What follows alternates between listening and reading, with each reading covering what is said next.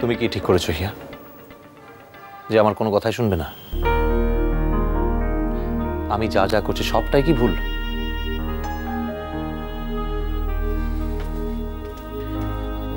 আমার কথা না হয় নাই শুনলে, কিন্তু দীপার কথা তো অ্যাটলিস্ট শোনো। ওয়াই ডোন্ট ইউ আন্ডারস্ট্যান্ড হিয়া, তোমাকে খুব তাড়াতাড়ি সুস্থ হতে হবে। জানি, কিন্তু সিচুয়েশন এমন যে সে সুযোগ আর হচ্ছে না। তোমার কি কাজ সেটা আমাকে বলো না, আমি তো আছি, আমি করে দেবো তোমার হয়ে। পারবে না উজান, এমন অনেক কাজ আছে যেগুলো আমাকেই করতে হবে, আর কেউ পারবে না, এমনকি তুমিও না। আগে কাজটা তো বলো, তারপর না হয় ভাবা যাবে পারবো কিনা। তুমি পারবে টিউলিপে মধুশ্রীকে ফিরিয়ে আনতে? মধুশ্রীর মতো অন্যান্য যে সমস্ত ডাক্তারেরা জিওএসের দিকে পা বাড়াচ্ছে, তুমি পারবে তাদের আটকাতে?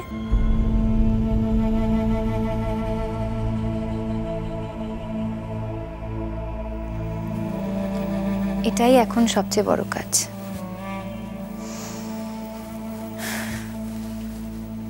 টিউলিপের টিম স্পিরিটটাকে ফিরিয়ে আনা, সবাইকে এনকারেজ করা, সবাইকে বোঝানো যে আমরা কারুর চেয়ে কম নই, আমরাও সব করতে পারি।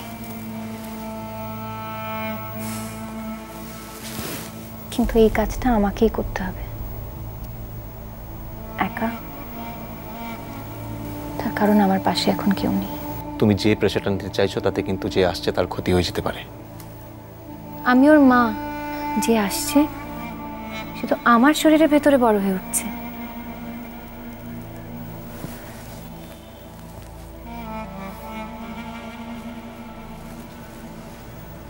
তুমি নিশ্চিন্ত থাকতে পারো যেন আমি কথা দিচ্ছি, সন্তানের প্রতি নিজের দায়িত্ববোধ থেকে আমি এক পাও সরে আসব না। কিন্তু এ কথা আমরা অস্বীকার করতে পারি না যে এখন টিউলিপও আমার আরেকটা সন্তান।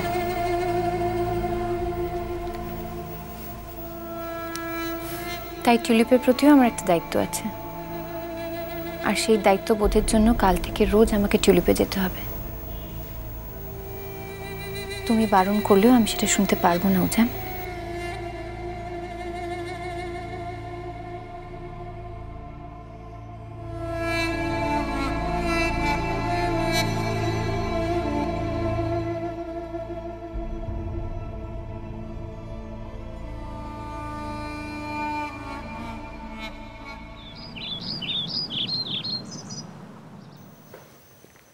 তাহলে বারেন এই বাড়িতে কি কি চেঞ্জ করতে হবে সেটা বোঝাতে পারলাম তো?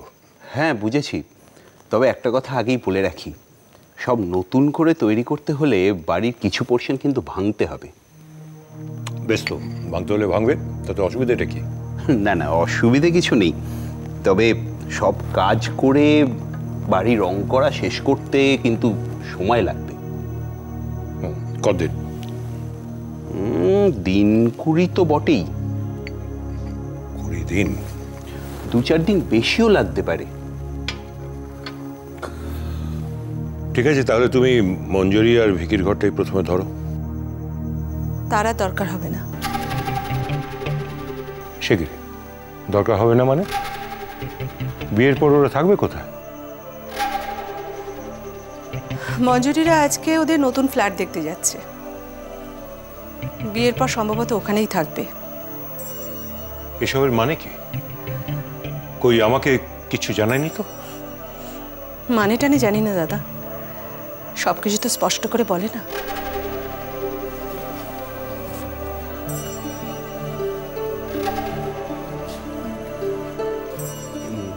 তাহলে আমি কি কাজ শুরু করব? হ্যাঁ বাড়ি নিশ্চয়ই করবে।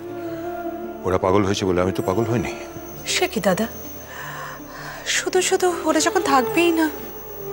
বাড়িন, আমি এই ব্যাপারে পরে তোমার সঙ্গে কথা বলবো, কাজটা কিন্তু হবেই। ঠিক আছে, আজ তুমি এসো। ঠিক আছে।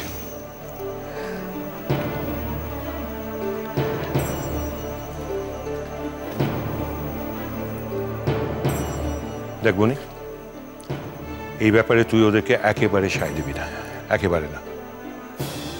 তারপর আমিও দেখছি এই বাড়ি ছেড়ে চলে যাওয়ার ভূতটা ওদের মাথা থেকে আমি নামাতে পারি কিনা।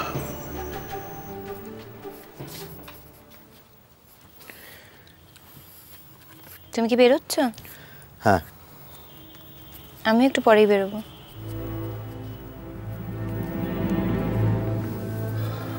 হিয়া প্লিজ আমার কথা শোনো। অ্যাটলিস্ট আজকে আর কালকের দিনটা বাড়িতে রেস্ট নাও। আমি কিছুতেই বুঝতে পারছি না সব কিছু জেনে তারপর তুমি কেন বারবার আমাকে এই রিকোয়েস্টটা করে যাচ্ছ। দেখো হিয়া, প্রত্যেকের জীবনে একটা প্রায়োরিটি লিস্ট থাকা উচিত। কি বলতে চাইছো আমাকে একটু পরিষ্কার করে বলবে? আমি বলতে চাইছি যে কোন সময় কোন কাজটাকে গুরুত্ব দিবে সেটা আগে থেকে ঠিক করে রাখা উচিত।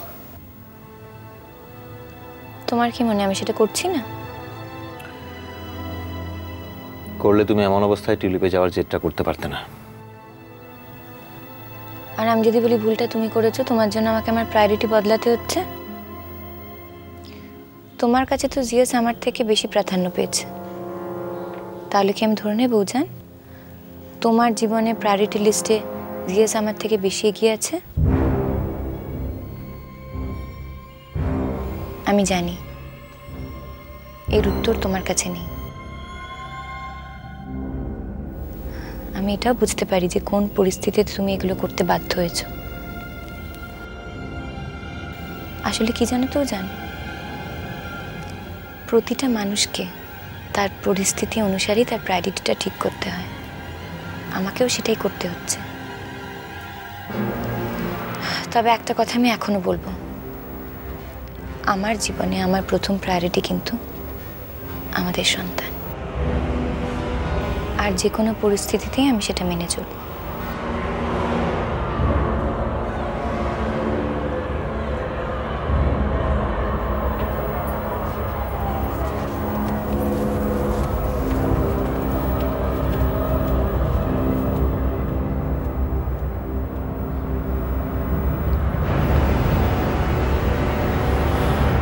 তুমি আমাকে ভুল বুঝছো হিয়া। আমার জীবনে সবসময় তুমিই প্রায়োরিটি ছিলে। তোমাকে কি করে বোঝাই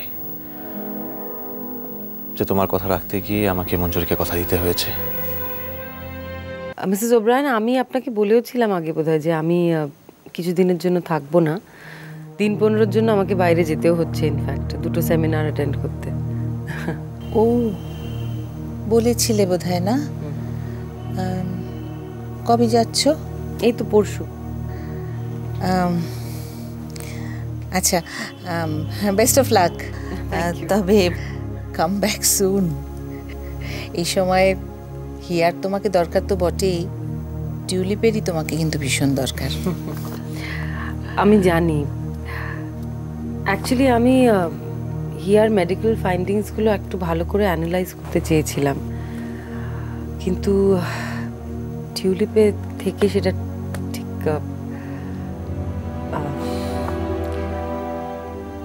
আমার একটা রিকোয়েস্ট ছিল মিসেস ওব্রায়ান। বলো বলো। আমি জাস্ট ভাবছিলাম যদি আমি যে কটা দিন থাকবো না সেই সময় আমার এক কলিগ ডক্টর রত্না ব্যানার্জি, উনি যদি কাজটা করেন। এই কাজটা উজান করতে পারতো না? না, ও নিশ্চয়ই পারতো, কিন্তু অ্যাকচুয়ালি আমি ডক্টর ব্যানার্জির সঙ্গে অলমোস্ট 10 বছর কাজ করছি, and I know she is very very good. আর এই সময় আমার মনে হয় she is the best option. ও, এই ধরনের ফ্যাসিলিটি যদি টিউলিপে আমি তৈরি করতে চাই, কিরকম সময় লাগবে বলে তোমার মনে হয়? সময় তো কিছুটা লাগবেই, তাছাড়াও it's a matter of huge investment. না, ইনভেস্টমেন্টে আমার কোনো প্রবলেম নেই, তবে এই সময়টাতে আমি হিয়াকে নিয়ে কি করব সেটাই ভাবছি।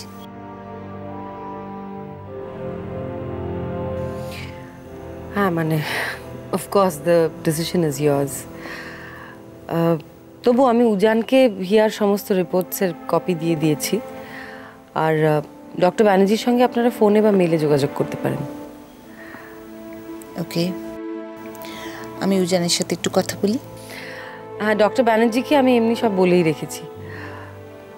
শুধু একটা কথা মিসেস ওব্রায়ান, হিয়াকে প্লিজ একটু বুঝিয়ে বলবেন, এই সময় ও যেন সেটাই করে যেটা করলে ওর ভালো হবে, প্লিজ। I understand. এখানে আকাশ নীল,